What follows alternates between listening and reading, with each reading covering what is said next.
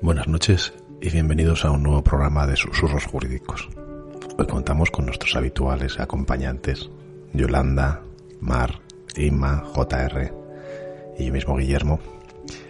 Y tenemos dos invitados especiales. Tenemos a Sara Molina, que según podemos observar y después de conocerla desde hace muchos años, si vamos a su página web, dice que es una persona especializada en personas, en procesos de gestión y en tecnología, coordinando todo eso para sacar el mejor provecho o ayudar a mejorar a esas personas. Por otro lado tenemos a Arcairo, que es magistrado de lo contencioso administrativo de Santander y que tiene el honor de ser el primer magistrado que celebra un juicio telemático en España. Vamos a hablar de juicios telemáticos, vamos a hablar de procesos, vamos a hablar de personas, vamos a hablar de conciliación familiar, de todo lo que se puede mejorar en la justicia y todo lo que podemos hacer nosotros por mejorarla.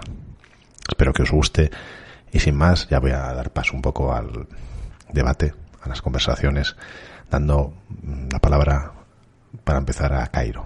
A Cairo, cuando quieras empiezas y luego ya continuamos. Muchas gracias. Bien. Bueno, pues buenas tardes a todos desde Santander.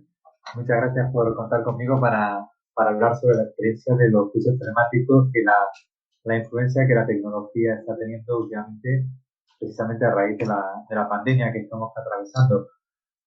La verdad es que, como todas estas cosas suelen suceder, fue la casualidad la que hizo que se nos ocurriera el intentar dar solución al problema que teníamos, pues de una manera un poco distinta. Nos encontrábamos ante una situación de desbordamiento superado. Sobre todo nos dimos cuenta de la fragilidad de los juzgados. Nos dimos cuenta de que hubo un cerrojazo prácticamente total en todas las jurisdicciones, que se estaba produciendo un bloqueo y se nos planteó un caso que todo el mundo entiende. Era un señor que tenía recurrida una sanción administrativa consistente en un alcance que suponía afectaba al normal funcionamiento de su establecimiento de hostelería. Se planteaba una cuestión jurídica, el señor alegaba que estaba caducada y que por lo tanto no tenía ningún sentido el cierre que se estaba acordando y esa era la cuestión. El problema es que el tiempo pasaba y los juzgados estaban cerrados y nos dimos cuenta de que si hubiésemos dado la respuesta normal, la respuesta de esperar a que se levantara el estado de alarma para señalar juicio presencial, pues no hubiésemos llegado a tiempo y el negocio hubiese tenido que cerrar. A partir de ahí, los abogados, que son los que creo que tienen la clave en toda esta consolidación de la tecnología en la administración de justicia, se pusieron de acuerdo y plantearon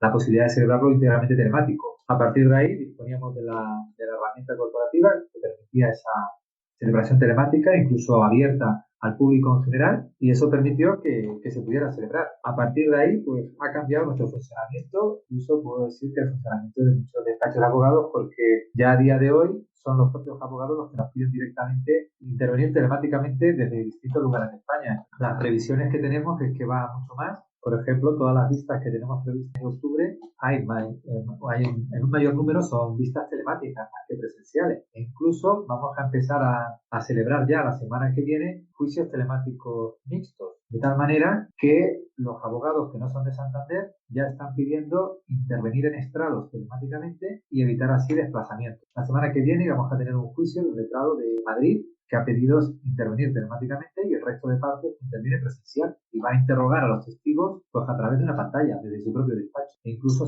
hoy precisamente nos ha pedido un letrado de Bilbao que al no tener que desplazarse e intervenir también telemáticamente desde estrados. Vamos a colocar la pantalla en estrados para que tenga el mismo ángulo de visión. Tenemos garantías de que hay una comunicación bidireccional sin ningún tipo de problemas y empieza a ser lo normal. O juicios telemáticos íntegros o juicios telemáticos integrales. Y creo que pues eso que vamos jamás. Ya también desarrollamos con normalidad testigos en los que se planteaba la cuestión de si el testigo podía estar o no aislado y escuchar lo que se decía o lo que se veía. Y hemos conseguido probar salas de espera virtuales que garantizan que el testigo se mantiene aislado. Y la verdad es que es muy ilusionante toda esta situación. Todos los días estamos aprendiendo y eso es algo que se había perdido. Yo una pregunta rápida, Cairo. Sí. Santander no es territorio común, ¿verdad? Quiero decir, quiero ser un poco malo. tenéis una serie de ventajas porque el Yo también lo voy a hacer. Sí, no. Yo sé que tenéis algo muy bonito que en Territorio Común siempre hemos soñado y pedimos, que es el expediente digital, el acceso del abogado al expediente digital, y eso lleváis un adelanto de unos cuantos años. Es decir, que todos los abogados puedan ver el expediente digital, que eso Territorio Común todavía por desgracia no, que es una de nuestras mayores peticiones, porque yo creo que sería esencial. Eso ayuda mucho, ¿no? A que podáis hacerlo así, me imagino, ¿eh? O sea, La verdad es que todavía lo que es el expediente digital completo no lo tenemos. Lo que tenemos es un índice electrónico, que todavía va bastante lento porque lo que hace es digitalizar actuación procesal por actuación procesal. Entonces se tarda bastante porque ir descargando una a una, pues todavía no es efectivo. Pero sí es algo que se prevé que en breve, igual que la centralización de grabaciones, que es lo que nos falta y es lo que hemos pedido a raíz de los juicios telemáticos. La tecnología cuesta implementarla. La tecnología da mucho respeto porque normalmente la sensación es que si no controlo estoy o vulnerando garantías o algo no va bien. Y la tecnología es bastante novedoso para los jueces y magistrados porque por lo general no vamos de la mano con ellos. La ley rituaria pues suele ser bastante solemne y la presencialidad pues provoca esa sensación de mayor garantía. Entonces es algo que cuesta introducir, que va a ir poquito a poco, pero bueno. Tenemos las herramientas, son herramientas corporativas sencillas, no han supuesto coste económico alguno y lo que estamos poniendo es esa actitud de intentar aprender que se puede hacer y bueno, entre todos va saliendo. Inma, quieres preguntarle algo, yo creo. Bueno, comentarle un poco, iba un poco en la línea de lo que tú has dicho. Yo soy Territorio Común. El primer problema que nos encontramos aquí es que nuestro TSJ directamente dijo cuando salió la guía del Consejo General del Poder Judicial que en Extremadura no se podían celebrar juicios telemáticos porque no había medios para hacerlo. No le falta razón. Quizás en Cáceres sí podamos hacerlo. Tenemos un Palacio de Justicia, bueno, relativamente nuevo, pero nuestros partidos judiciales que están muy alejados, somos una comunidad muy extensa, pues tenemos un grave problema, con lo que ni siquiera podríamos tener a lo mejor hasta buenas conexiones para tener la capacidad de podernos conectar, ¿no? Yo hablaba con Sara cuando le invité y cuando hablé del programa, y ya hemos hablado en otro programa, de que yo no soy sospechosa de que no me guste la tecnología, todo lo contrario, a mí me gusta mucho la tecnología, pero que sí que le veo varios problemas. El primero, esencialmente el que tú dices, los medios en justicia son fundamentales, nos faltan en todos los juzgados, en unos más que otros, y creo que hay que hacer además bastantes reformas legislativas. Es cierto que la solución que vosotros habéis dado y la actitud es fundamental, pero sí que le veo ahora mismo pues quizás la brecha digital que hemos hablado o quizás una serie de problemas, y nosotros decías que los magistrados no están muy de la mano con la tecnología. Hay abogados que estamos muy de la mano con la tecnología y hay abogados que no les saques de trabajar el procesador de texto. Entonces, creo que eso sí puede ser un problema. Necesitamos, que todos tengamos no solo una guía del Consejo General del Poder Judicial, sino que además tengamos a alguien que nos dé formación y que esto se empiece a ver más. No sé si me equivoco. Y una cosita que sí te iba a preguntar, esto era un poco lo que comentar lo que decías. Yo critiqué mucho en uno de los primeros programas que hablamos de juicios telemáticos, critiqué mucho el tema de que la guía y lo primero que hizo el Consejo General del Poder Judicial fue poner que para que hubiera publicidad se hacían los juicios por YouTube. Yo lo critiqué mucho porque me asusta mucho acercarnos demasiado a la justicia americana y no dejo de reconocer que vivimos en un país, me perdone todo el mundo si alguien se ofende, que somos muy de patio de vecinos. Entonces, ¿cómo solucionamos esa parte? ¿Cómo realmente le damos la publicidad que hay que darle a las vistas sin que sea o se convierta en un gran hermano judicial? Sí, la verdad es que cuando empezamos a pensar, porque a veces estamos en la inercia y no pensamos, una de las prioridades era precisamente el seguir garantizando que el juicio fuera exactamente igual que si fuera presencial, es decir, que si fuera público. Entonces, cuando a finales de marzo nosotros elaboramos la guía y el protocolo el 6 de abril del 2020, el protocolo lo terminamos el 6 de abril, y ahí ya teníamos previsto que se permitiera el acceso al público, pero no al público en general, sino todo aquel que quisiera asistir a una sala de vista. Es decir, manteníamos la dinámica de los juicios normales. Quien quiere ir a una sala de vista, una vez que va a empezar el juicio, se dice audiencia pública y entra. Entonces, ¿cómo lo hicimos? Dentro de la herramienta corporativa, facilitamos el acceso a una sala de vista virtual con capacidad para 250 personas. Entonces, solamente las personas que previamente son autorizadas a entrar a esa sala de vista virtual pueden presenciar el juicio. Es decir, exactamente igual que si fuera una sala de vista física, porque precisamente tratamos de evitar que se produzca esa difusión quizás desproporcionada, ¿no? La justicia normal, la diaria, la ordinaria, pues es probable que vaya gente a un determinado juicio y se tiene que facilitar ese acceso. Entonces, esa es la dinámica a la que estamos respondiendo, multiplicando por 10 la capacidad de las salas de vistas virtuales hasta 250. Es cierto que el Consejo ha aprobado la posibilidad de que se puedan difundir por streaming y es otra opción. Lo único que ahí la diferencia que se hace mediante una captación fija de imagen. Entonces se seguiría respetando pues esa necesaria intimidad de los procedimientos y rigor que tienen que tener los procedimientos. Y luego, por último, no hay que olvidar que eso no impide que aquellos procedimientos en los que haya materia especialmente sensible, se declaren cerrados al público. Pero nosotros en ese sentido intentamos y llegamos a conseguir que precisamente pudiera acceder al público, pero un público previamente identificado y que tuviera acceso mediante la sala de vista virtual. Porque creo que Sara fue una de las que acudió ese 11 de mayo a Santander y bueno, creo que se consiguió equilibrar ese derecho también e introducirlo dentro de esta forma de celebrar los juicios, que no deja de ser una alternativa legal posible. JR, no, que te doy paso porque habías pedido la palabra hace un ratín.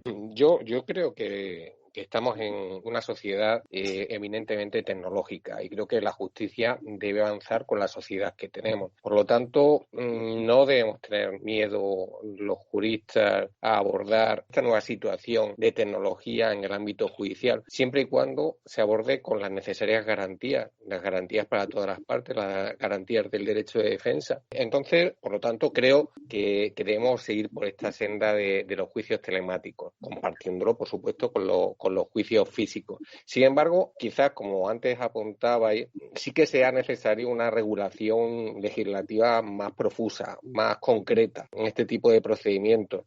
Yo veo, por ejemplo, en el ámbito penal, graves problemas sobre todo en relación con el derecho de defensa. No solamente tampoco en el ámbito penal, en el ámbito civil, cuando muchas veces tenemos que negociar las partes, porque bien sabe Akairo que muchas veces los abogados pues negociamos antes de entrar en la sala y haciendo interrupciones en la sala. Y hablamos los abogados y hablamos con los clientes. Y creo que puede haber un grave problema de confidencialidad con lo que estemos hablando. Porque claro, si el juez está por medio, si el fiscal está por medio en un asunto habiendo menores o en un asunto penal, ¿no? Pues creo que la confidencialidad puede verse ahí lesionada, por lo tanto el derecho de defensa, ¿verdad? También veo problemas con la posible injerencia o contaminación por terceros a los que son los testigos o los peritos. Decía antes a Cairo que se habían generado una serie de salas virtuales para tal, pero a mí se me ocurre que el tener en una habitación desde mi casa el testigo y estar el abogado del testigo y otra tercera persona apuntando desde un lado, por poner un ejemplo, ¿no? Se me puede ocurrir. Entonces, creo que esas partes se deben regular o se deben pulir un poco más, quizá. No sé qué opináis. Cairo, si quieres, yo entiendo que esto es como los chinos dicen, ha habido una crisis y hemos tenido una oportunidad, pero hemos entrado a 1000 por hora en un sitio que nunca se había explorado. Van a surgir un montón de problemas, se me ocurren 1000, pero lo bueno es que hemos abierto la puerta y hemos arrancado. El contencioso administrativo para mí es el sitio clave para arrancar porque me parece igual el más sencillo. Igual lo digo porque yo no llevo contencioso administrativo, pero para mí me parece un sitio donde las testificales son distintas, donde las periciales son de otra manera, donde realmente el trabajo está muy hecho antes de la vista, ¿no? No lo sé. Eso, Cairo. Por eso digo que es un buen sitio para experimentar, para arrancar, y yo no sé lo demás. ¿Qué opinas, Cairo? Pero sí, como bien dice, es una oportunidad lo que se ha abierto. Dos puntualizaciones en relación a lo que comentó Inma, de que el Tribunal de Justicia de Extremadura de entrada ha dicho que allí no, porque no hay medios. Bueno, hay bastante resistencia. Por ejemplo, en Cantabria, en el Tribunal Superior de Justicia de Cantabria, cuando se le preguntó aquí, a raíz de los juicios telemáticos, bueno, la respuesta que dio a los medios de comunicación fue que eso iba a tener un alcance muy limitado y muy corto. O sea, él es partidario de la situación que hay, es decir, más por lo presencial. En cuanto a lo que comentaba José Ramón, estoy totalmente de acuerdo con él. O sea, en el ámbito penal es otra cosa totalmente distinta. Nosotros, como bien dice Guillermo, en el contencioso administrativo somos privilegiados. ¿Por qué? Porque la tramitación en muchos procedimientos que es por escrito y la esencia de la prueba es documental, es el expediente administrativo. Entonces, muchos de los juicios del contencioso administrativo no es otra cosa que la ratificación en la demanda y en la contestación, no es más. Entonces, muchas veces el trámite de la propia vista resultaba innecesario y las propias partes ni lo pedían. ¿Qué pasó? Que se paralizaron los juzgados y nos preguntamos, ¿pero por qué se paran si realmente no necesitamos celebrar vistas en muchos procedimientos? Entonces, a partir de ahí es cuando se abrió la puerta, cuando se puede decir telemáticamente que nos ratificamos.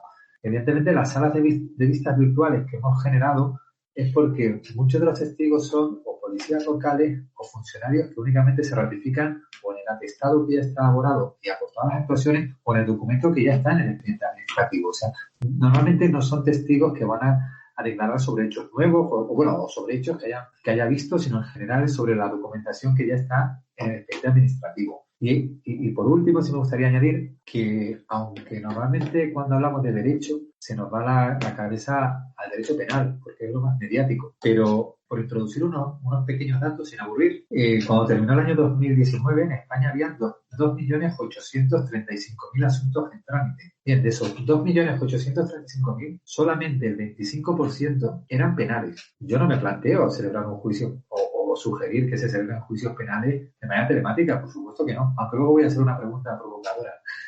Por supuesto que no, pero ese otro 75%, que es lo que colapsa muchos juzgados, pensemos en los juzgados de cláusula suelo. Ahora mismo hay cerca de 300.000 asuntos de cláusula suelo que están en las estanterías, de los que más del 90% es prueba documental. Pues cuando se lo comenté al decano de Santander, le dije, oye, ¿por qué no lo intentas? ¿Por qué no lo intentas? Al final lo ha empezado a hacer y está celebrando 40 vistas a la semana, que quedan directamente para sentencia. Son audiencias previas, la única prueba documental y quedan para sentencia. Está empezando a desatascar por primera vez el juzgado de cláusula suelo. O el compañero de Alicante, Aparicio, que dijo, oye, ¿cómo se hace? Y digo, pues mira, empezamos a probar y ha empezado a hacerlo y está sacando otras 50 vistas a la semana y está cada vez más en esos juzgados en los que solo es documental, sí que va a ayudar mucho. La pregunta que quería hacer para provocar a todos. ¿Un ciego puede ser juez? Yo la pregunta esa me la he planteado muchas veces al revés. ¿Un abogado puede ser ciego? Y yo siempre digo que una de las cosas que más me ha impresionado es en un juzgado de Madrid encontrarme con un compañero ciego. Admirable. O sea, de verdad que me resultó impresionante la puerta. Y si un abogado, un juez puede ser ciego, yo lo tengo muy claro que sí. Con los medios que tenemos actualmente, yo creo que sí. Lo he planteado porque en el 2014 se resolvió por el Consejo General del Poder Judicial y efectivamente se ha declarado expresamente que lo puede ser, especialmente en el contencioso administrativo, en el civil y en el social, sin ningún tipo de problema. Lo digo porque normalmente lo que se plantea es la duda de la inmediación. Uno dice, bueno, y es igual un juicio telemático en el que no hay esa inmediación directa, la que vemos incluso a los mismos letrados, ¿no? En los que al letrado se le ve a través de la pantalla. Pues no, eso es un debate superado por el propio Consejo y esa inmediación no es tan necesaria como se cree. Sí, no, lo que pasa es que los ciegos desarrollan otros sentidos, como el del oído, ¿no? También. Entonces tienden a captar mucho más. Te voy a dar paso, Sara, porque vamos a exprimirte un poco. ¿Crees que estamos preparados para los juicios telemáticos con los procesos actuales? ¿O hay que barrer y modificar todo lo que son los procesos, como ha dicho, las ratificaciones, en los divorcios se pueden hacer los procedimientos de otra manera con una firma telemática, e introducir sistemas de automatizaciones, las vistas, cómo podemos expresarlas, si se pueden expresar con PowerPoint, que pues, directamente podamos expresarlos en la pantalla? Te dejo que te explayes lo que puedas. Vale, oye, mil gracias por invitarme. He apuntado un montón de cosas y como siempre aprendo un montón de Acairo y de vuestras preguntas además también. Así que gracias por invitarme a esta charla. Lo que planteas es muy interesante y al final nos ha hecho replantearnos lo que se llama transformación digital, ¿no? Que hasta ahora solamente parecía que se hablaba respecto a las organizaciones o a los abogados, que nos hacía mover esa resistencia que podíamos tener a la tecnología y no solamente a la tecnología, es decir, a nuevos procesos o nuevos marcos de trabajo. Y yo había varias cosas que había apuntado y que van un poco en colación con lo que me preguntabas. Hasta ahora yo no me había sumergido tanto en lo que era los procesos de la Administración de Justicia. A raíz de poder asistir al primer juicio que hablaba Cairo, su pasión por acercar al ciudadano y bueno, es que sale por los poros, ¿no? Cuando le escuchas hablar y con el cariño que lo hace, ¿no? De repente dices, oye, ¿y cómo puedo mover un gigante como la Administración de Justicia que cambie todos sus protocolos, sus procesos? Al final, la parte de tecnología es la última capa y lo único que han hecho es replicar de la manera más parecida cómo se haría el proceso de forma presencial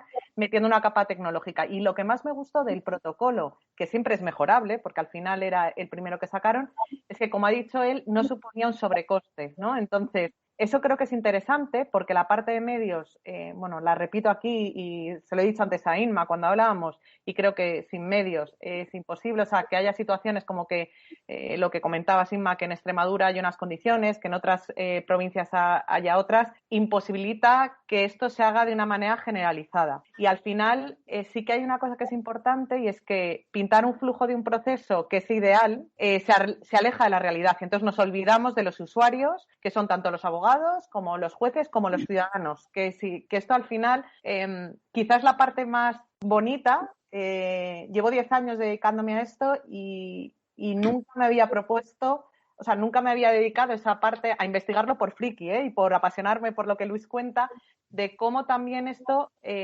cuando terminó el juicio dices, oye, es que al final estamos ayudando a algunos, a esa parte de ciudadanos en el contencioso administrativo, pero puede acercar la justicia. ¿Qué pasa? Que si nos centramos solamente en la tecnología, China hace poco salió el tema de los jueces robots, ¿no? Que utilizan a robots que automatizan determinadas decisiones que tienen poco valor. Bueno, pues pese a que yo me pueda gustar mucho la tecnología, creo que no todo vale y que hay una parte personal, que una cosa es que la relación esté digitalizada, es decir, que nos conectemos por videoconferencia, y otra cosa es que sustituyamos ciertas cosas que creo que deben ser insustituibles. Creo que al final es un tema más de generar esos procesos, pero hablando con todos los agentes. Esto también hablaba con Acairo, se nos olvida muchas veces que están los letrados de la Administración de Justicia, hay muchos operadores. Creo que es necesario más que nunca sentarnos todos, desde los consejos, desde los colegios, escuchar a todas las partes, ver qué necesidades tienen, qué dificultades tienen en su día a día,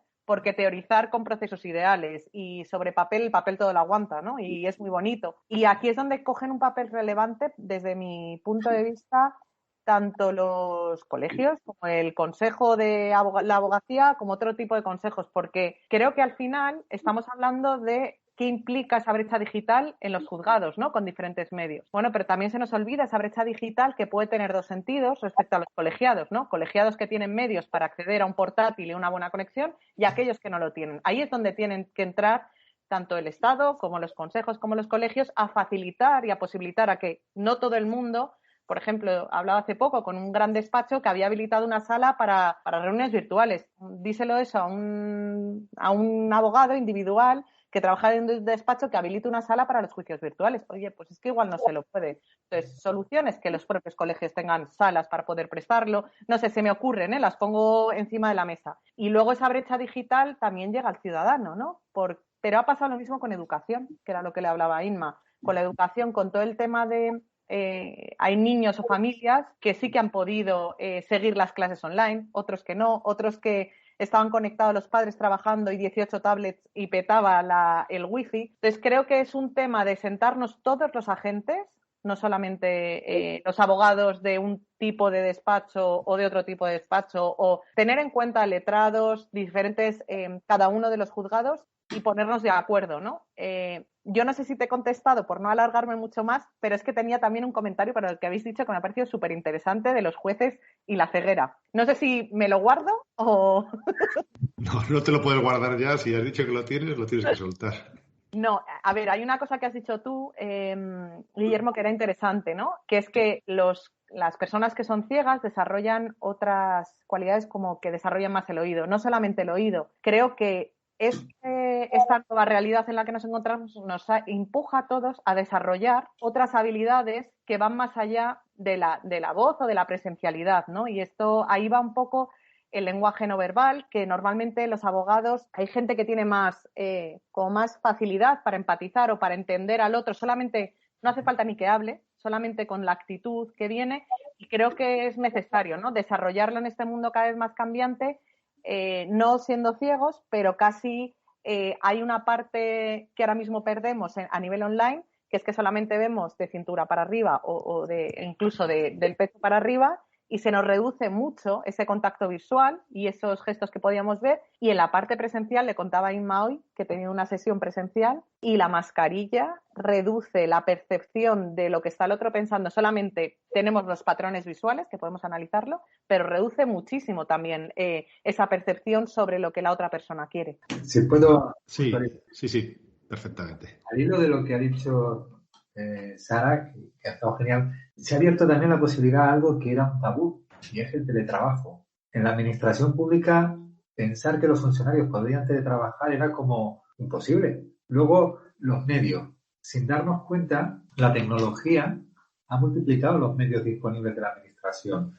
¿Por cuánto? No podemos cuantificarlo en este momento, pero por muchísimo. Voy a poner un ejemplo. Cuando se celebra una vista telemática, íntegramente telemática desde el despacho, los abogados están en su despacho y el juez puede intervenir desde su despacho. Es decir, no necesita para señalarlo en juicio que la sala física esté disponible. Muchas veces lo que ocurre es que se señala cronológicamente en función de la disponibilidad de la agenda. Uno señala, por ejemplo, el juzgado tal de tal partido judicial tiene disponible la sala los martes y los jueves. A medida que va haciendo tiene previsto a lo mejor 10 juicios cada día, 10 los martes y 10 los jueves. Cuando se cubre ese cupo, pasa a la siguiente semana, ¿no? Porque no hay disponibilidad de sala física, porque los demás días lo utilizan los otros juzgados. Pues bien, ahora los juicios que se quieran celebrar de manera telemática se pueden celebrar cualquier día de la semana, de lunes a viernes, a la hora que le venga mejor, lo cual supone crear mayor disponibilidad de salas virtuales y tener más medios. Y luego, por otro lado, el teletrabajo, que ya se empieza a ver con normalidad que los funcionarios puedan trabajar 2 días a la semana desde casa.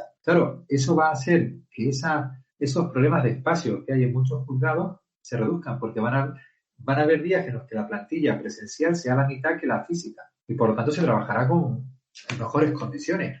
Y luego otra cosa no menos importante, que es la reducción de desplazamientos que se van a producir a las sedes judiciales. Nosotros estamos impulsando desde el contencioso, aparte de los juicios telemáticos, intentamos también que los apoderamientos de letrados también se realicen ya de manera electrónica para evitar los actas y sobre todo reducir desplazamientos que se puedan hacer electrónicamente. Hemos calculado que al año se pueden reducir varios miles de desplazamientos de los profesionales a los juzgados. Eso es un juzgado. Si multiplicamos, la reducción de desplazamientos es tremenda. Al final estamos reduciendo tiempos de respuesta, estamos ahorrando tiempo a los letrados. Y al final, pues es como una pequeña máquina de la tecnología de crear tiempo y bueno, a mí me parece, no sé. Esa es una de las variables que voy a introducir para luego dar paso a Inma. La economía. Estamos hablando de los medios, pero es que no pensamos en el ahorro. Es decir, estamos introduciendo un sistema de trabajo donde va a provocar un ahorro impresionante de espacio, de nuevos edificios, de nuevos medios en el trabajo, de calefacción, de todo lo que sea esto. Pero además hay una cosa, hay una cosa que es muy grave. El coste de un juzgado paralizado es enorme. Es enorme en el sentido de que nos está generando el IVA de las minutas de los abogados, de los procuradores, el IRPF correspondiente, nos está generando el rendimiento de las ganancias que pueden provocar sobre los clientes esas, por ejemplo, cobrar de Fogasa una indemnización por despido provoca más consumo porque directamente esa persona tiene más dinero para manejar, ganancias patrimoniales derivadas de una herencia. No sé, ese movimiento económico, cuando hablabas, por ejemplo, del juzgado que estaba llevando cláusula suelo, si está resolviendo 50 asuntos a la semana, son 50 minutos de abogado, 50 minutos de procurador, más luego lo que repercute en el IRPF y en las declaraciones de la renta de la ganancia o la devolución de esa cláusula suelo, que como sabéis nos la metieron en la declaración de la renta y si pasan más de 4 años prescribe. Entonces son pérdidas que el Estado tiene. Sobre eso tengo un dato muy concreto. Ahora mismo hay en el Juzgado de Cláusula Suelo de Santander reclamaciones totales por importe de más de 20 millones de euros. Para los que ya hay otra teoría económica de los reclamados, el retraso les interesa para capitalizar. Pero bueno, eso es una discusión que podríamos alargar. Inma, si quieres te doy paso porque te he cortado, si quieres. ¿Vale? Perdón, solamente una cosa de eso que has dicho. Creo que es súper interesante. Juan Mora Sanguinetti, que es un economista del Banco de España, ha sacado un estudio precisamente con la repercusión económica y las ventajas del uso de juicios telemáticos. Lo tiene disponible en LinkedIn, os lo puedo adjuntar y si queréis lo podéis compartir, porque salen un montón de cifras económicas de lo que Willy justo estaba apuntando, que sin duda es fundamental. Perfecto, porque es un estudio que llevábamos buscando, no le conocía, muy interesante. Inma, te paso. Bueno, es que son tantas cosas a la vez que ya no sé por dónde empezar.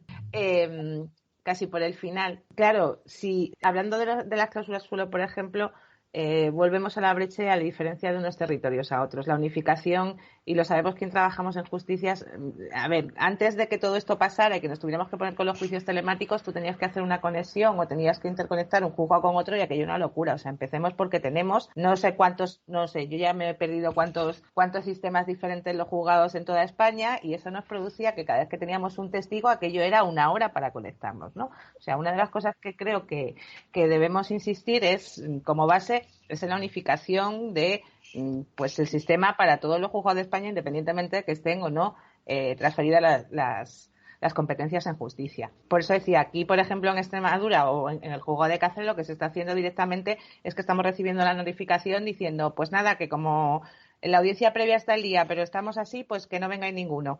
Así, resumiendo para que nos entiendan los estudiantes, ¿vale? O sea, realmente no están haciendo ni siquiera una vista telemática. Yo prefiero una vista telemática a que me diga un juzgado con lo que tengo ya aquí decidido. Porque a veces sí tengo algo que decir, a veces no. Yo, por ejemplo, en contencioso administrativo casi nunca pido vista, por ejemplo. Pero en cláusula suelo sí me gusta ir. Eso una. Otra, hablabais lo del tema y me parece súper interesante, porque tenemos a un juez y tenemos a Sara, que de esto sabe mucho. Yo una de las cosas que planteaba y sobre la inmediación o sobre el lenguaje no verbal, que me recuerda a lo de CIO que hemos estado hablando, el lenguaje no verbal para nosotros es muy importante y los abogados estamos muy entrenados y los jueces están muy entrenados en eso. Yo cuando hablaba con Sara decía, claro, yo tengo un problema. Yo me concentro mucho en sala, ya lo he contado en otro programa. Puede entrar una persona desnuda por la puerta que yo no me voy a enterar para que los entendamos, pero yo estoy controlando mucho cuando estoy interrogando a alguien los gestos del juez, los gestos del compañero contrario.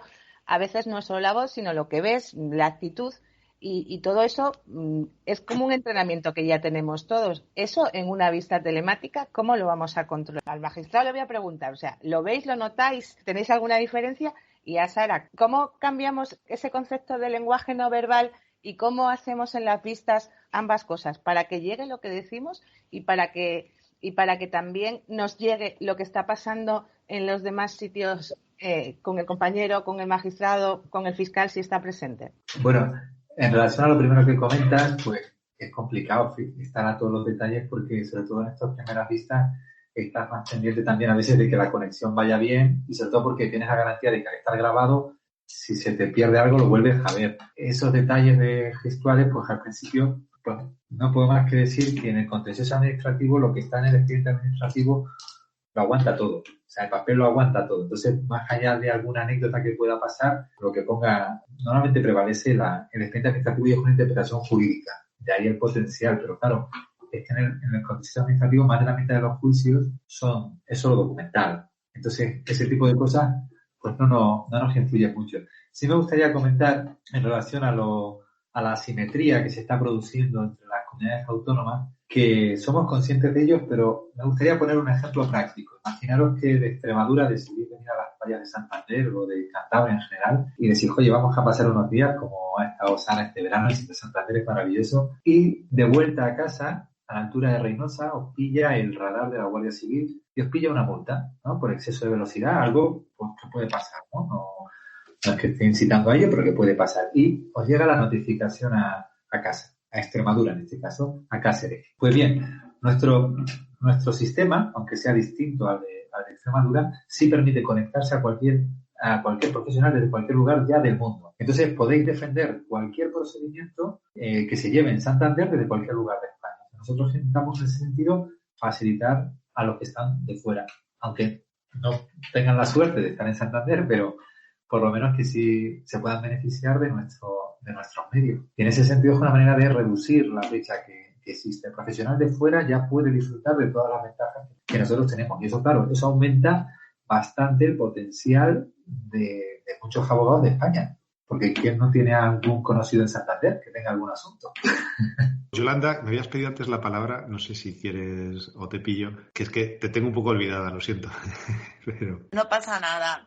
Bueno, al hilo de lo que decíais sobre los ciegos, es que me acordé que precisamente una compañera que se está quedando prácticamente ciega aquí en Ponferrada hizo uno de los primeros juicios aquí en la plaza y posteriormente llamó y mandó la jueza de ese juicio, me llamó, bueno, yo sabéis que soy la presidenta de aquí de la delegación, me llamó en esa calidad para decirme que estaba súper orgullosa de lo bien que se habían portado absolutamente todos los letrados, que habían conseguido celebrar todos los juicios, no había tenido ni una sola suspensión, pero que estaba ciertamente impresionada sobre todo con esta gente mayor que puedes pensar que les cuesta muchísimo más y encima con la dificultad de la ceguera, ¿vale?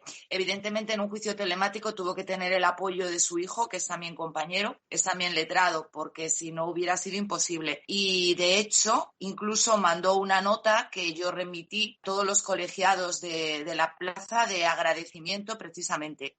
Los juicios penales, estabais hablando, los juicios penales en Ponferrada, desde que todo esto ha empezado y se ha reanudado ya la actividad judicial, Fiscalía no acude presencialmente prácticamente a ninguna intervención.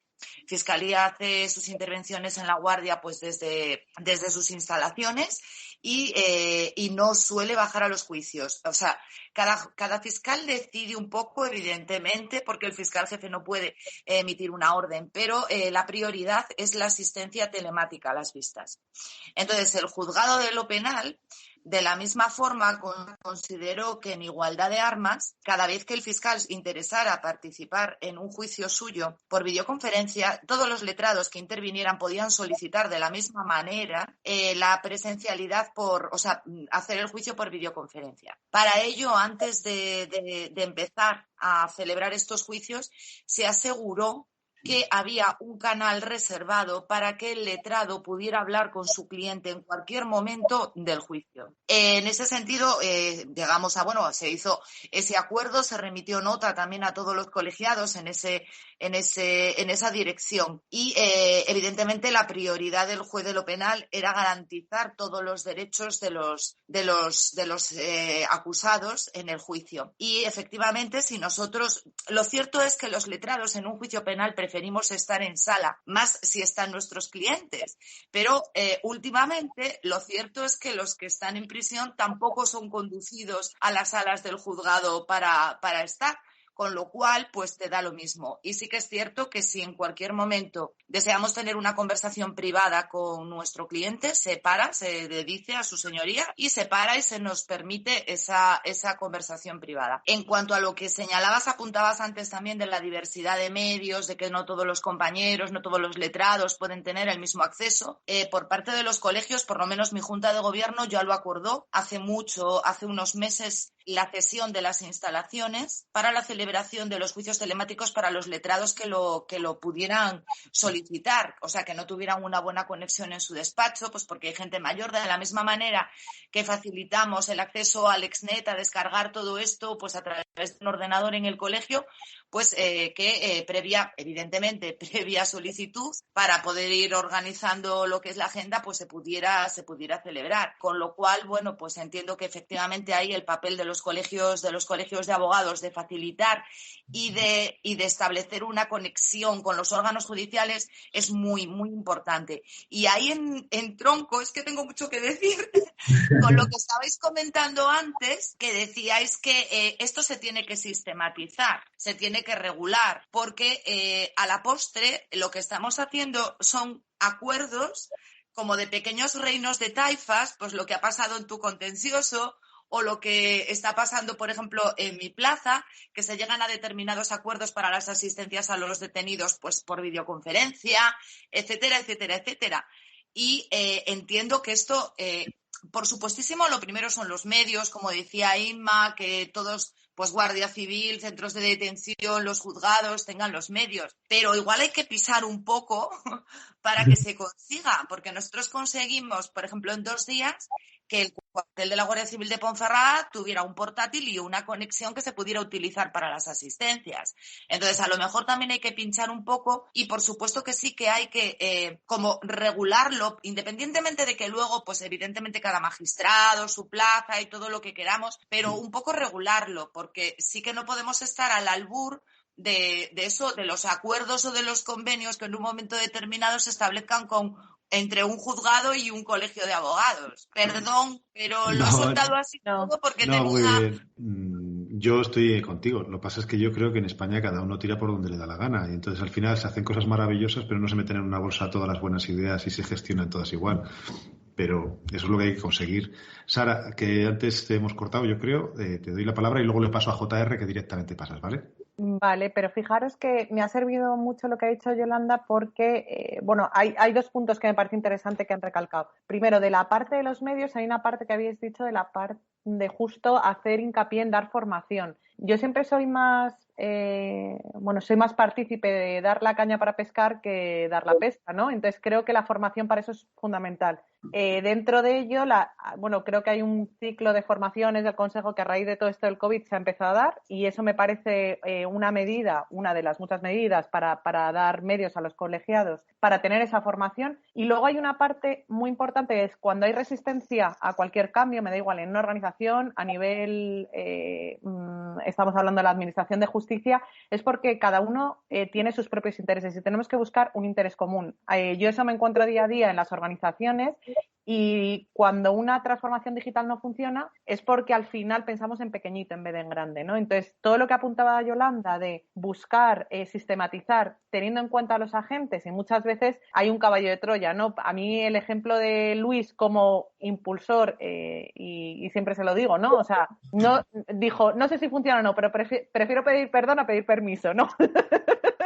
Yo siempre prefiero pensar que eso, ¿no? Pero bueno, hacer las cosas teniendo muy en cuenta que lo fundamental es que el interés común es garantizar el derecho a la defensa. Y según eso, aunar todos los agentes que forman parte de la Administración de Justicia. Y hay una pregunta que me ha lanzado Inma y la he hecho yo creo con todo el interés del mundo y que Guillermo sé que lo tenía ya apuntado y me iba a preguntar. Dentro de, ya hace 8 años me di cuenta que al final cualquier transformación empieza por las personas, ¿no? Los procesos los podemos pintar, los consultores somos especiales para inventarnos metodologías estupendas para pintar procesos y no sirve de nada si no se cuenta con la gente.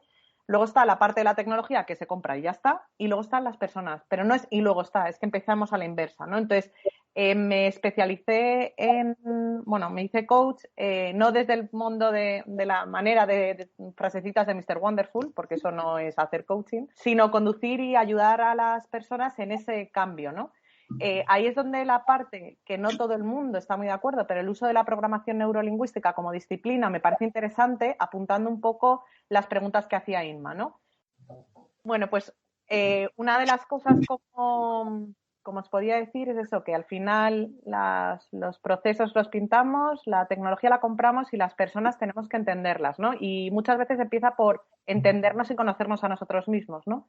Entonces, esa parte es lo que me llevó a entender un poco más la programación neurolingüística, que es muy útil. Además, yo le estoy encontrando una utilidad clave para precisamente entender cuando se nos recorta mucho lo que tenemos delante de nuestra vista y cuando se recorta la pantalla, ¿no?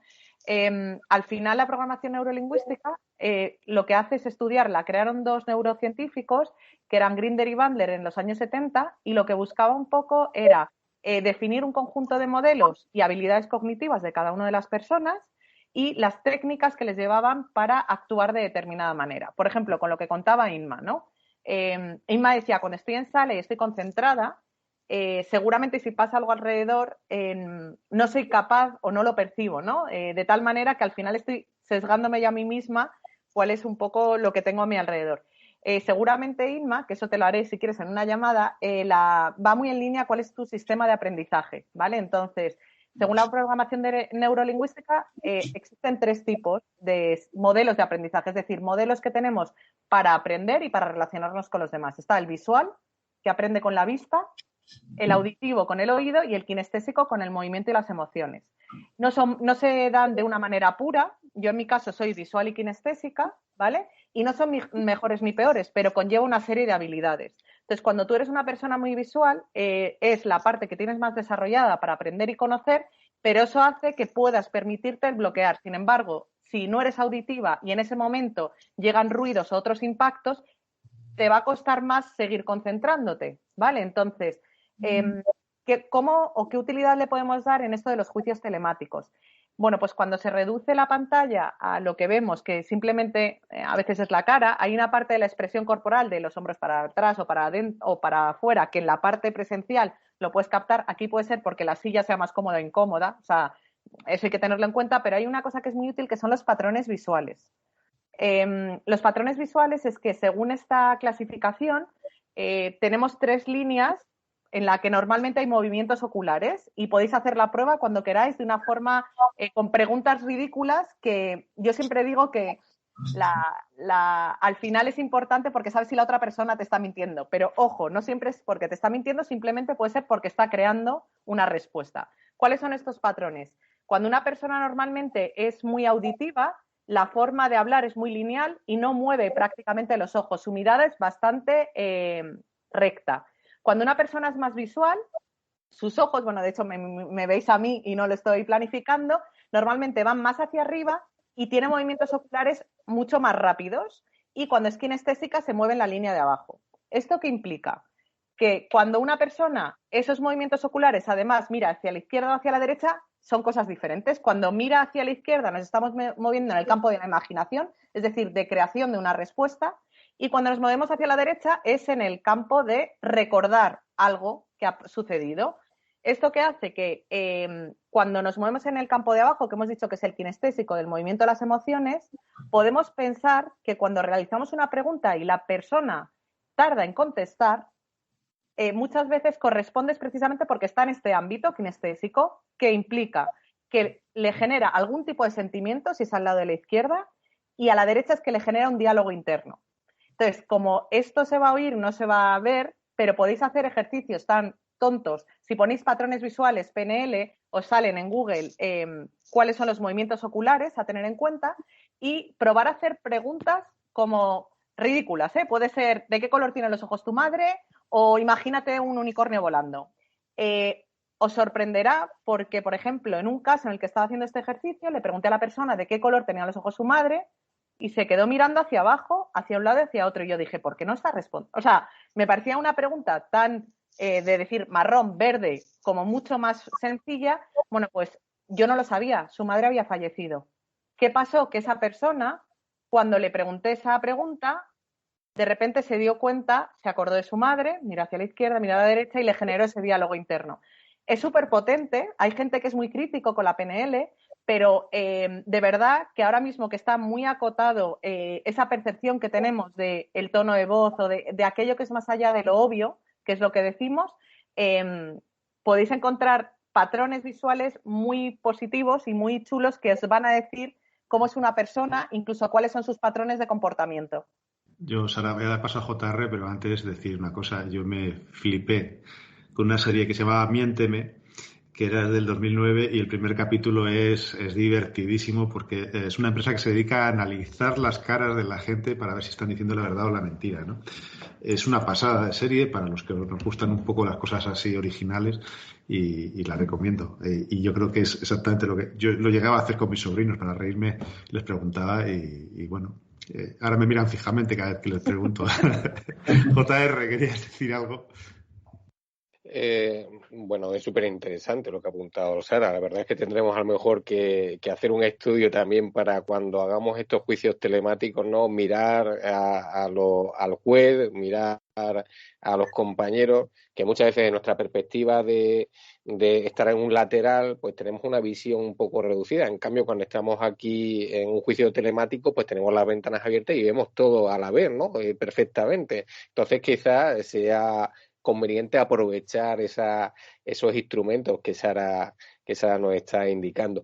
Yo, el inciso era en relación con lo que había apuntado anteriormente Yolanda, en relación a los juicios penales, telemáticos penales, que se habían llevado a cabo, y la falta quizá de regulación. Simplemente apuntalar el hecho de que ahora, con el proyecto de ley de medidas procesales y organizativas para hacer frente al COI en el ámbito de la Administración de Justicia, que se está tramitando ahora mismo en el Senado, bueno, creo que se ha aprobado hoy en el Senado y ahora irá para ser aprobado definitivamente, se establece una posibilidad de juicio telemático sin que el acusado o el investigado, el acusado ya que sea en el momento del juicio, tenga que acudir, es decir, que sea también telemáticamente, y lo hace por la gravedad de la pena. Sí que establece la obligatoriedad de que acuda personalmente en aquellos delitos que son graves, delitos de más de 5 años de prisión. Después da una opción a que pueda hacer una presencia física personal cuando así lo pida la defensa o el propio acusado al juez, cuando hay en las audiencias, en lo que es la tramitación de la instrucción, por ejemplo, en la audiencia del artículo 505 de la Ley de Enjuiciamiento Criminal, por ejemplo, si alguna de las partes pide prisión provisional, entonces sí que o bien el propio investigado en ese momento o el abogado defensor puede solicitar que esté presente, que se haga presencial, no telemático. Igualmente en los juicios cuando alguna de las acusaciones pues pida pena de más de 2 años de prisión. Luego, por exclusión, todo juicio penal en el cual las acusaciones soliciten menos de 2 años de prisión, parece ser que se impondrá que sea de forma telemática. Yo creo que eso, desde mi punto de vista, no sé si se habrá aprobado exactamente así en el proyecto en ese momento y si se aprobará definitivamente así, desde mi punto de vista creo que es erróneo y creo que se debería ser, en todo caso, opcional a petición de la defensa y el acusado el hecho de que pudiera ser presencial y no excluyente por esa razón. Pero esa era solamente el apunte a lo que había indicado antes Yolanda. Yo, antes de que entres a Cairo, quiero añadir una cosa para introducírtela. La configuración de los juzgados. ¿Te imaginas de que aquí a 5 años, en vez de juzgados como están ahora, sean locutorios individuales donde metemos al acusado con una cámara identificado previamente y mantenga... No, lo pregunto porque igual la configuración hay que cambiarla. Es decir, dentro del juzgado, abajo una serie de salas, tú entras con tu DNI, le dices, entras aquí, habla, un poco las salas que se están haciendo virtuales, pero físicas para la gente que no tenga medios. ¿Qué te imaginas de aquí a 10 años si hubiese medios que debería de haber en un juzgado? Esa es la pregunta, ¿vale? No sé. Yo, cuando reflexionamos sobre cómo mejorar la justicia, muchas veces nos olvidamos de lo más básico, creo. Siendo un poco crítico, creo que muchas veces quizás por lo que hay que empezar a cambiar es las leyes. Haciendo leyes más sencillas, seguramente tendríamos tramitaciones más sencillas, menos acumulación en los juzgados y una desjudicialización de la vida civil. Yo no soy partidario de que, como pasa ahora, prácticamente todo acaba en los juzgados. Unos que lo defienden dicen que eso demuestra nuestro civismo, que en caso de disputa no nos tomamos la ley con nuestra mano y vamos al juzgado, pero claro, al final estamos curando gripes en quirófano y al final por eso el sistema está colapsado. Yo soy crítico, yo soy del sector crítico, yo soy del sector que ha ido a las 3 huelgas que hemos hecho por falta de medios y de los que decimos que la única ley segura es la ley de bronce y que cada año la cosa está un poco peor porque no se terminan de tomar medidas estructurales de verdad. Por lo que es previsible que dentro de 10 años, si no se toman medidas en serio, no me imagino juzgados transformados digitalmente si no hay una inversión seria o un proyecto serio. Ojalá. Eso supondría pues, reducir muchísimos tiempos y dar respuesta a muchísimos problemas. Sí me gustaría añadir dos pinceladas, porque me pareció muy interesante la intervención de Yolanda en relación a lo que se está haciendo en Ponferrada y cómo el juez de lo penal pues tiene en definitiva esa actitud, ¿no? Sí me gustaría decir que incluso aunque hayamos sido, pues nos hayamos lanzado a la piscina, empezando con los juicios telemáticos, siempre hemos sido muy respetuosos con las partes y creo que para que se implemente realmente la tecnología, lo conveniente es convencer, dar margen a que esas resistencias pues puedan valorarlo, ¿no? ¿Por qué lo cuento? Porque normalmente nosotros, antes de empezar un juicio telemático, hacemos una prueba de conexión. Vemos que todo va correctamente. Y siempre le hacemos la misma pregunta a las partes. ¿Os sentís cómodos? ¿Creéis que podéis actuar e intervenir igual que si fuera presencial? Y lo comento porque hubo un caso en el que una letrada dijo, pues no, sinceramente no. Os veo, os escucho, pero se me hace muy raro. Claro, no aplicamos el Real Decreto diciendo, pues como hay que aplicar referentemente los juicios telemáticos, lo vamos a celebrar sí o sí. No, suspendimos que lo hemos acordado presencial y no creo que pase nada. La letrada está muy agradecida, ella misma reconocía que quiere aprender, que quiere sentirse cómoda, pero quizás todo está pasando muy rápido. Entonces sí creo que hay que optar por la vía de ese convencimiento. Y el último matiz que quería introducir en relación a tanto la intervención de Sara como de Yolanda, en mi opinión la clave la tienen los abogados. Estamos centrando el foco en los jueces y es cierto que depende en gran medida de la actitud de muchos juzgados. Hay jueces que dicen que sí y otros que dicen que no. Eso es cierto, pero siempre he dicho que la clave la tienen los abogados. Si esto empezó, fue porque dos abogados, como dijeron antes, también mayores, no se tiende a relacionar que son los abogados jóvenes, los que están más conectados o que manejan mejor la tecnología. Pues no, fueron dos abogados que ya tenían bastantes años de ejercicio y fueron ellos, que para mí son los que tienen la clave.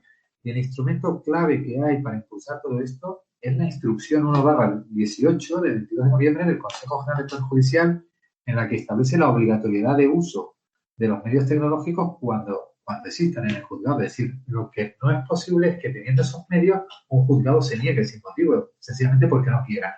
Y eso los abogados lo tienen que saber. Tienen que saber que existe esa instrucción por parte del Consejo y es obligatoria y hay que cumplirla.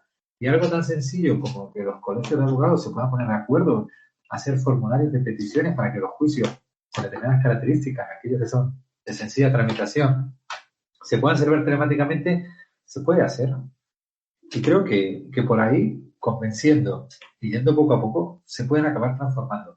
Pero lamentablemente creo que hoy hay un cambio profundo tanto en las leyes como en la configuración de los juzgados, pues nos vamos a seguir encontrando juzgados hasta arriba. Te voy a dar pie a Sara, pero antes el colapso es una arma jurídica para muchos, yo creo. Y ese es uno de los problemas. Un juzgado colapsado beneficia a mucha gente. Y el exceso de procedimientos, si la justicia fuese muy, muy, muy rápida, yo siempre lo he dicho, en familia, por ejemplo, se podrían ahorrar muchos procedimientos porque se utiliza el año hasta que consiguen las medidas como un arma.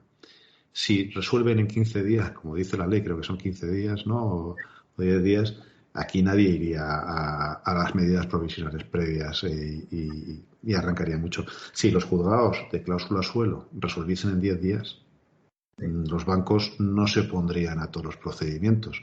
¿Por qué? Porque tendrían el mismo problema de capitalización o descapitalización. Por eso el colapso provoca más colapso todavía, o esa es mi teoría. Si igual no es muy acertada, pero bueno, es lo que yo pienso. Los penales, las dilaciones indebidas. Bueno, es que el penal, la herramienta básica es dilatar, claro, para la acusación, en mucha gente, ¿no? Y hay miles de anécdotas para conseguirlo, ¿no? Que hemos visto a lo largo de nuestra vida. Sara, yo no sé qué nos querías contar, que tienes la mano levantada. Pues es que me gusta mucho cuando le has preguntado cuál es su predicción, ¿no? A Kairos sobre dentro de 10 años. Esto hace mucho, hay un señor que se llama Saskin que escribe un libro sobre el fin de los abogados y luego ha hablado sobre también la afección de la Administración de Justicia. Y yo no soy Saskin, pero a mí me encantaría poner mi carta a los Reyes Magos, ¿no? Y creo que va muy en línea lo que decía Luis. Creo que la transformación de la Administración de Justicia implica una nueva cultura y esa nueva cultura implica que esos marcos de trabajo, que deben ser más ágiles, luego la tecnología estará para facilitarlos, hagan que simplifiquemos al máximo toda la parafernalia que tenemos alrededor, ¿no? Que es un poco lo que hablaba. Hay dos ejemplos de cómo eso se ha podido llevar, uno en Canadá y otro un ejemplo de una persona que lo hizo en la India, de cómo para ayudar a los ciudadanos más desfavorecidos acercaron, en este caso eran las leyes, utilizando lo que se denomina, no me gusta utilizar términos ingleses, pero lo que se denomina design thinking, para poner a las personas en el centro y decir, voy a acercar a las personas más desfavorecidas qué derechos tienen, y esto se puede hacer con todo el aparato de administración de justicia. En el caso de Colombia es precisamente lo que de Canadá, es para temas civiles, y en el caso de la India a mí me parece que es especialmente bonito por la historia que conlleva, ¿no? Entonces, solamente, además no me llevo comisión de ello, porque conocí a la protagonista que impulsó este cambio en la administración de justicia en la India y me marcó. De hecho, su obra está en Amazon, se llama Pautons, y lo que ella le pasó básicamente es que con 13 años ella venía, sabéis que las castas son muy diferentes, y venía de una casta de las muy ricas. En un momento determinado quisieron arreglar su matrimonio y ella dijo que no quería casarse y que quería estudiar Derecho. Eso fue la catástrofe en su familia, porque ¿cómo te pones a estudiar Derecho? Nos estás manchando el nombre, una mujer metiéndose en justicia, qué locura es esta, ¿no? Entonces, ella se quiso poner de simplificar, de agilizar y de acercar la justicia al ciudadano, y lo que hizo básicamente es como una especie de cómic con dibujos explicando los derechos fundamentales que tenían todos los ciudadanos para acercárselo a la India. Bueno, pues eso mismo, si ella, por esa parte social, porque aparte los libros, yo no sé si el libro cuesta 12 euros o algo así, y el margen que ella percibe es poco, pero si ponemos al usuario, que es el ciudadano, en el centro, tenemos que ser capaces de agilizar y cambiar esa cultura de no solamente los protocolos y los procedimientos, sino hacerlo entendible y fácil. Y en ese caso hay mucha gente que se le olvida que precisamente lo que hay que poner en el centro son las personas, y que hay herramientas, me da igual que nos hablen inglés, simplemente simplificar y cambiar esa cultura por una cultura de servicio, que se nos olvida muchas veces. Si pudiera añadir algo, sí me gustaría decir que creo que muchas veces lo que la ciudadanía demanda son medidas que no cuestan dinero y que hacen mejor la experiencia de tener que ir a un juzgado, que de por sí no es muy buena. Ir a un juzgado no es precisamente un sitio al que uno va de manera voluntaria, va porque no le queda más remedio que es el lugar donde tiene que dirimir la discrepancia. Pero hay muchísimas medidas que no cuestan dinero, que nos harían la vida muchísimo mejor, y ya no solo a la propia administración. Pensemos, por ejemplo, ¿no? La pandemia nos dice, ahora vuelve la normalidad, vuelven los abogados a hacer pasillos. A mí me parece pues una falta de respeto tremenda a los abogados que no haya puntualidad de horario. Detalles como una mejor gestión desde dentro, o sea, algo como que se respete la puntualidad de las diligencias, algo que sea como impulsar un sencillo protocolo de conciliación. O sea, estamos como metidos en una inercia de acumular mayor trabajo, mayor estrés, mayor todo. Y luego, en cuanto a la transformación digital tiene que venir desde dentro. O sea, pero efectivamente los abogados tienen la clave, los ciudadanos tienen que ser los principales beneficiados, pero tienen que venir desde las estructuras de quien decide, básicamente. O sea, que el Consejo parece que está en la línea de decir que esto tiene que quedarse, la transformación digital tiene que implementarse porque las ventajas son indudables. Y yo planteo la siguiente pregunta, que es ingenua pero con intención. Si al año, con los medios que tenemos, se tienen que gestionar 3 millones de asuntos, que es lo que entra aproximadamente al año, algo tan sencillo como que si en lugar de 3 millones lo que llegaran a los juzgados fuera 1,5 millones, seguramente desde ese momento tendríamos medios para responder en tiempo. Entonces, es probable que con ciertas modificaciones legales se pueda reducir bastante la litigiosidad. Y es otra medida también de que no todo es crear más juzgados, parece que es como la coletilla fácil. Crear un juzgado tiene un coste anual de $500,000 euros, más o menos, aproximadamente entre lo que serían salarios, instalaciones, suministros, todo. Yo creo realmente que hay medidas alternativas con un costo muchísimo menor que darían muchísimo mejor servicio, pero sobre todo eso, o sea, el potenciar la relación con el ciudadano, redimensionar la justicia desde lo humano con medidas más básicas. Por ejemplo, lo que estamos viendo, las colas que se están produciendo, la forma de pedir las citas, es como el que está deshumanizado. Los juzgados están deshumanizados, son pequeños reinos de taifa Y algo tan sencillo pues, como protocolos de actuación, guías de buenas prácticas. No sé, hay tantas cosas por hacer que no cuestan dinero y que mejoraría la relación de la... A Cairo, ahí, ahondando un poco en eso, en las empresas privadas, en muchas, eso lo sabe Sara, ¿cómo lo llaman? Tormenta de ideas de mejoras automatizables y se les premia a los empleados. ¿Existe algún proyecto sobre eso? Porque yo estoy seguro que los funcionarios, los jueces, los magistrados pueden aportar una idea. Los abogados podríamos aportar 1000, pero ¿por qué no se trabaja en esa línea también? Decir, oye, ¿qué aporta cada juzgado? Y le damos un premio a un mes de vacaciones porque nos ha ahorrado muchísimo dinero, porque yo creo que todos tenemos 1000 ideas cuando vamos a un juzgado de lo que se podría mejorar. ¿Nos escucha alguien? ¿Hay canales de comunicación para que realmente esas medidas ahorren dinero sin...? No lo sé, ¿eh? No conozco un poco cómo es el funcionamiento interno de todo esto. Luis, ya sé que tienes que contestar tú, pero te voy a decir una cosa. Como siempre los incentivos, pregúntale cuántos días de vacaciones le han dado a Cairo por no tener vacaciones dedicada a mejorar un proceso para dar un mejor servicio al ciudadano. Creo que la risa habla por sí sola, ¿no? Y ya ahí le dejo, ¿eh? Pero los incentivos que tienen las personas para hacerlo es la pasión y la ilusión que tienen personas como él o personas como los que estamos aquí por hacer que esto avance. Claro. O te hacemos sobresueldo a Cairo. Yo voy a contar mi experiencia personal como una anécdota más de las que te van marcando, ¿no? Yo me acuerdo cuando era estudiante de Derecho que me llamaron de testigo para el juicio de un amigo. Era una cosa de tráfico muy sencilla. Y me pasó una cosa que me marcó de por vida. Y es que nos habían citado, recuerdo que eran las 10 de la mañana, y eran casi las 12 de la mañana, y seguía allí fuera esperando, porque no sabíamos ni cuándo iba a empezar el juicio. Y uno decía, pero bueno, ¿cómo te tienen aquí 2 horas esperando? Entonces, pasaba la mañana y entraba a la sala, que al final era un testimonio de 5 minutos, y no recuerdo ni los buenos días siquiera, ¿no? Entonces, ese trato, uno dice, bueno, ese tipo de cosas, pues nosotros, por ejemplo, en el contencioso, precisamente intentamos cumplir la puntualidad, nos llamamos los Iberia, tenemos una puntualidad superior al 95%, pero incluso egoístamente nos hemos dado cuenta de que lo que provocamos es un retorno impresionante, porque todos los abogados, todos los procuradores, las partes, entran de buen humor.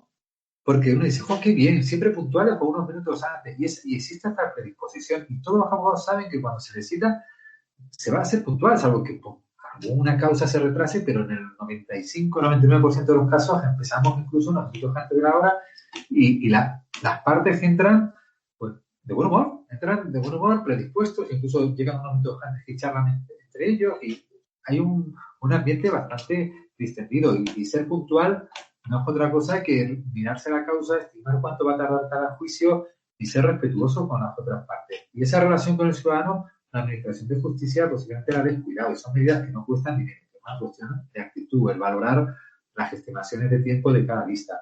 O, por ejemplo, conciliación familiar. Parece que tiene que haber una ley que nos diga vamos a respetar a los abogados o procuradores. Pensemos, por ejemplo, una abogada que, pues tiene un embarazo complicado a raíz del estrés, ¿no? Del estrés del trabajo y encima está embarazada y tiene que cogerse a lo mejor los 6 meses previos al parto y luego las 16 semanas posteriores. Pues claro, ella tiene el añadido de que dice, bueno, si me van a suspender un montón de juicios y luego todos esos juicios que se suspenden, pues luego a saber cuándo los señalan. Claro, eso profesionalmente supondría un perjuicio. Pues bueno, algo tan sencillo como decir, bueno, a ver, efectivamente, se van a tener que suspender todos esos juicios. Pues darle prioridad de señalamiento coincidiendo con su reincorporación al trabajo.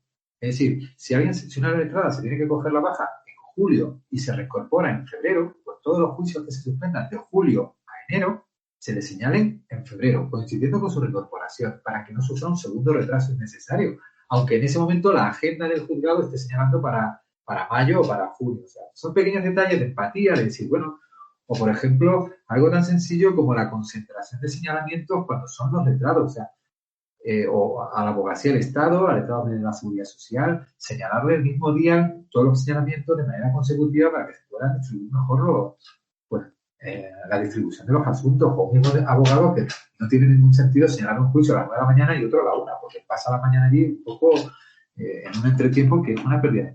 Sí, hay cantidad de medidas y bueno, no solo la tecnología, también es esa sensación de empatía. Yo la sufrí. Yo sufrí esas esperas de pasillo y me pareció tremendo. Bueno, estábamos todos enfadadísimos ahí fuera y son medidas, sin más, cosas de decir, eso ayuda y mucho. Es que si no, es que van a haber aglomeraciones en los pasillos. Bueno, habrán aglomeraciones y efectivamente no se hacen estimaciones de tiempo normales, razonables. Si se señala que un juicio empieza a las 9 y se estima que terminará a las 9:30, pues habrá que señalar el otro a las 9:40. De tal manera que lo normal es que los que han empezado a las 9 se vayan a las 9:30 y los que entren a las 9:40 pues no se encuentren con los de las 9:30. Pero si señalan los juicios cada 5 minutos, sabiendo que cada juicio va a durar 20, pues lo normal es que los abogados estén 3 horas allí perdidas. Entonces, eso cabrea, eso al final, pues no lo sé. Hay cantidad de cosas por hacer. No puede ser. Sí. Acá, sí, le da de paso a Yolanda, pero si hay algo que nos cabrea a los abogados, es que nos señalen a las 9:30 y ver entrar al magistrado a las 10. Eso es algo que nos parece, y lo hemos visto todos, y nos hemos quejado y nos duele. El pasillo es muy doloroso porque no solo, y esto que como me digan los clientes, no solo estás esperando, sino estás con una persona que es tu cliente, estás con un juicio en la cabeza, con la adrenalina del juicio que te va agotando, y si se alarga 2 horas, yo llegaba a entrar comiéndome cacahuetes para subir y azúcar porque la adrenalina te provoca esa reacción para la hora que estás preparado, pero según vas bajando te provoca un cansancio y eso es la mala leche con la que entramos, claro. Yolanda, ¿querías apuntar 4 cosillas? Quería apuntar que es que me ha encantado todo lo que has dicho. Vamos, me parece estar oyendo algo milagroso. Mira, aquí hace poco todavía fue muy novedoso precisamente una resolución en el juzgado de lo penal que concedió 4 meses de baja a una compañera con no señalamiento. Se suspendió el procedimiento que tenía, la vista que tenía ya señalada, y se le señaló para posteriormente para que pasaran esos 4 meses de su baja maternal. Bueno, pues se hizo un tuit, se hizo una comunicación, lógicamente, con esa resolución, con el permiso de la compañera, del juzgado, y se hizo un tuit. Y os sorprenderíais, te sorprendería, porque los comentarios a ese tuit, incluso de compañeros abogados, eran flipantes. O sea, eran flipantes de si se iba a parar el sistema judicial porque una compañera se cogía 4 meses de baja de maternidad. O sea,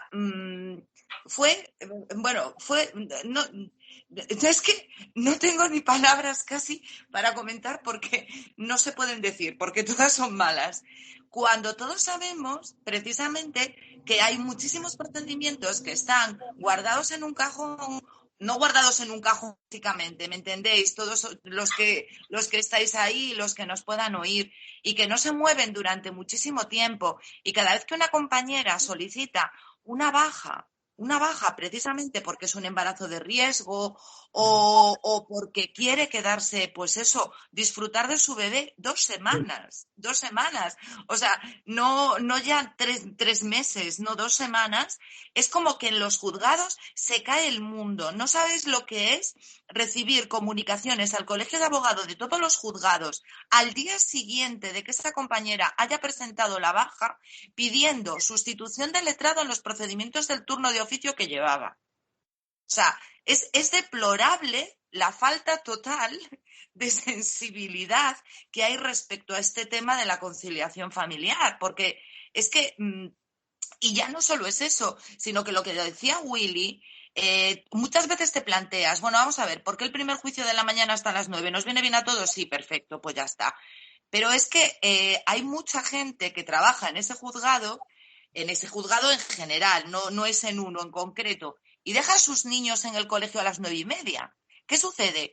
Que los letrados no pueden dejar a sus hijos a las 9:30 porque ellos sí tienen que estar a las 9, pero el juicio no empieza hasta las 10 menos cuarto porque todos los otros, fiscal, jueces, funcionarios, sí van a llevar a sus hijos al colegio. Entonces, ya es la disparidad total encima de que todos los demás sí tenemos que esperar por ellos, pero por nosotros no espera nadie. Pero sobre todo el tema de ver los atropellos que se produce con las compañeras para que se puedan coger 2-3 semanas para estar con su bebé recién nacido, yo es que es algo que no termino de entender, sinceramente. Por eso, ole, de verdad, por lo que te he oído decir, porque me parece espléndido. Yo creo además, Yolanda, que tiene una solución realmente sencilla. Es decir, en el mundo del SNET y de la conexión digital, si tienes una baja, lo comunicas a través del SNET, se te inhabilita, se podría hacer eso. Y automáticamente no hay que dar ningún tipo de explicación. ¿Por qué tengo que darle una explicación de que tengo una maternidad o tengo un cáncer o tengo...? No, estoy de baja, lo marco en mi SNET, no tengo que dar ningún tipo de dato y automáticamente se impide cualquier tipo de señalamiento en el juzgado con la información que le da al magistrado de saber exactamente cuánto va a durar. Si la baja es por maternidad, lo sabrían y podrían poner el principio y el final. Entonces, yo creo que hay muchas cosas que tienen una solución muy sencilla. Pero bueno, no lo sé. Ima, no sé si querías añadir algo que te había visto levantar. Y yo no sé. No, ya para terminar, me pasa como a Yolanda, que aplaudo todo lo que ha dicho porque, como además todos los que estamos aquí, lo de la igualdad lo llevamos muy, muy, muy en la lucha, pues creo que es fundamental y sobre todo como resumen, creo que todos estamos de acuerdo al final que los juicios telemáticos sí, aun con las pegas que hemos puesto o con las necesidades que tenemos, pero a mí me parece súper importante de todo. Quizás lo más que hemos dicho, y hablando de los pasillos, el tema del ahorro de tiempo, el que yo no me tenga que desplazar a un juzgado y yo pueda hacer un juicio o una audiencia previa. Es que ¿a qué voy a una audiencia previa a un juzgado? Es que es absurdo. Ni siquiera tiene que estar mi cliente, por favor, no. Pues eso, reformemos leyes, quitemos procedimientos que podrían ser una tramitación por escrito o mucho más rápido o cualquier otra cosa y además implantemos que podamos hacerlos telemáticamente. Eugenia me ha pedido la palabra, te doy paso y concluimos. Sí, realmente es muy importante, ¿no?, plantearnos ahora si nos parece oportuno o no que las declaraciones y juicios se puedan celebrar de forma telemática, siempre que se adopten las medidas que garanticen esta seguridad que se requiere, ¿no?, y que se respete el ejercicio del derecho de defensa de los litigantes. Esto, por descontado, que ha de ser así. Yo creo que es fundamental que realmente podamos dar este paso en relación a la adaptación de las nuevas tecnologías también en la administración de justicia. Y ello implica, sin duda, pues que las declaraciones y los juicios se puedan también realizar de una forma telemática siempre que haya estas garantías de seguridad, ¿no? Y sobre todo, pues teniendo en cuenta los requisitos de interconexión, de interoperabilidad y seguridad necesarios en el desarrollo de los diferentes sistemas que se utilizan por los distintos órganos judiciales. Es muy importante focalizar el respeto de los derechos de los litigantes y que se pueda acceder de forma fácil y sencilla a estos soportes donde se van a registrar las actuaciones, porque al ciudadano le tenemos que dar también todas las garantías y a las partes. Por lo tanto, siempre que se respeten estas, previsiones que se hayan podido contener en las leyes, pues va a ser una medida beneficiosa, sin duda, para todos. La celebración de juicios telemáticos, según mi entender, va a facilitar la personación desde diferentes lugares de España, ahorrando costes, tiempos de desplazamiento, va a permitir un ahorro de costes económicos, sobre todo pues en relación a los desplazamientos que tanto de abogados y procuradores se requieren, ¿no? Nosotros, ¿cuánto rato estamos desde el despacho a los juzgados? Una vez llegamos a los juzgados, ¿cuánto tiempo estamos esperando a que se nos llame para entrar en juicio, en los pasillos? Bueno, sin duda que se hace necesario dar este paso que prevea una modernidad, ¿no?, y una justicia del futuro en la que, sin duda, el hecho de poder celebrar estos actos desde tu despacho van a ser pues una facilidad y una ventaja que debemos aprovechar, ¿no? Que no podemos ahora, pues de alguna manera, desaprovechar esta oportunidad para poner en práctica pues esta nueva modalidad de celebración de juicios y de vistas, que por otro lado pues ya viene contemplado desde hace muchísimos años y que sin duda hace necesario, como bien decíais, pues que nos podamos ya focalizar a desarrollar todo lo que ya venía contemplado en el último Pacto de Estado por la Justicia y que realmente pues podamos ir dando pasos en relación a las nuevas tecnologías. Sobre todo ahora, pues como decía, en este momento de crisis sanitaria, en la que además pues se hace necesario protegernos y se hace necesario evitar las aglomeraciones, evitar el contacto con muchas personas y que, por lo tanto, pues se hace pues más necesario que nunca esta celebración de juicios telemáticos. De todos modos, yo creo que es importante también que diferenciemos para su implementación pues lo que serían las actuaciones internas gubernamentales, donde entiendo que no hay una trascendencia procesal para los derechos y libertades de las personas, y las actuaciones externas, donde sí hay una trascendencia procesal para los derechos y libertades, es decir, donde este juicio virtual se va a integrar a su vez en el sistema procesal. Y es en este segundo escenario quizás donde lo recomendable es acotarlo a juicios con un fondo probatorio sencillo, y los de fondo probatorio más complejo y extenso, pues seguir manteniendo el sistema tradicional, porque es obvio que habrá procedimientos en los que esta medida del juicio telemático pues va a ser imposible o en la que realmente no se vaya a poder garantizar adecuadamente el derecho de defensa, que es algo que ante todo pues debemos proteger. Y yo creo que sería también importante que se tasaran los supuestos en los cuales se va a realizar este medio de celebración de los juicios. Creo que el criterio de establecer en la norma procesal estos supuestos de celebración de telemática dota al sistema de una mayor seguridad jurídica frente a la posibilidad de que luego sean las partes quienes lo soliciten o el juzgador de manera arbitraria el que lo tuviera que motivar en cada uno de los casos, ¿no? Por lo tanto, para no generar discrepancias y mayor pues conflictividad, creo que sería interesante que se pudiera establecer ya en la legislación pues y de cara al día de mañana pues esta celebración de juicios telemáticos en supuestos tasados. Cuando a veces hacemos referencia a esta necesidad de proteger el derecho de las partes, creo que también debemos tener presente, tanto asimismo para la declaración e intervención de testigos y de los peritos, con las garantías de identificación exigibles, que pudiera resultar idóneo hacerlo a través de la red de los juzgados de paz, que están extendidos por toda la geografía nacional y que, por lo tanto, pues pudieran acudirse pues a este medio también para dar este apoyo y este soporte, ¿no? Por lo tanto, pues yo creo en conclusión que va a traer muchas ventajas la celebración de los juicios telemáticos, que es algo que se ha de analizar y se ha de tasar de cara al futuro, que ahora es un buen momento pues para ver cómo se van desarrollando y qué efectividad tienen. Todos los abogados y abogadas que estamos celebrando de esta manera, pues podremos observar pues las ventajas y sacar nuestras conclusiones para, sin duda, pues encarar el futuro, que yo creo que sin lugar a dudas ha de pasar por una modernización y una transformación absoluta de este sistema de justicia que tenemos en la actualidad. Pues nada más, despedirnos de Mar, de Inma, de Yolanda, de JR y sobre todo de Sara y de Cairo como invitados hoy. Recordar que ellos tienen una página muy interesante que se llama juiciostelemáticos.com, en la que se intenta coordinar toda la información que existe sobre la celebración de juicios telemáticos, de todo lo que se está haciendo, las evoluciones. Es muy importante echarle un vistazo e ir coordinando. Y a todo esto, ya como conclusión, me parece curioso. Hoy hemos estado con una persona tremendamente innovadora y con otra persona tremendamente curiosa y con ganas de trabajar en la innovación y que trabaja en la innovación.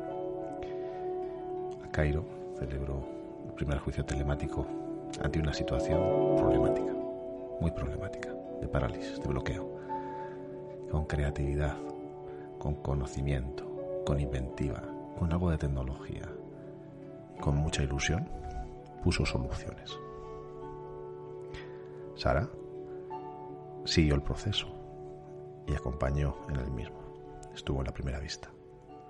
Después formaron un grupo, juiciostelemáticos.com, con el fin de colaborar con más gente ilusionada, con el fin de mejorar algo sin pedir absolutamente nada a cambio, por la mejora social. Es por eso por lo que les debemos de reconocer el esfuerzo, el trabajo y darle las gracias, porque gracias a eso pueden ayudarnos a mejorar a muchos y conseguir que esto evolucione positivamente. Esa es la gente innovadora, es la gente emprendedora y la gente que transmite ilusión por seguir adelante. Buenas noches y muchas gracias.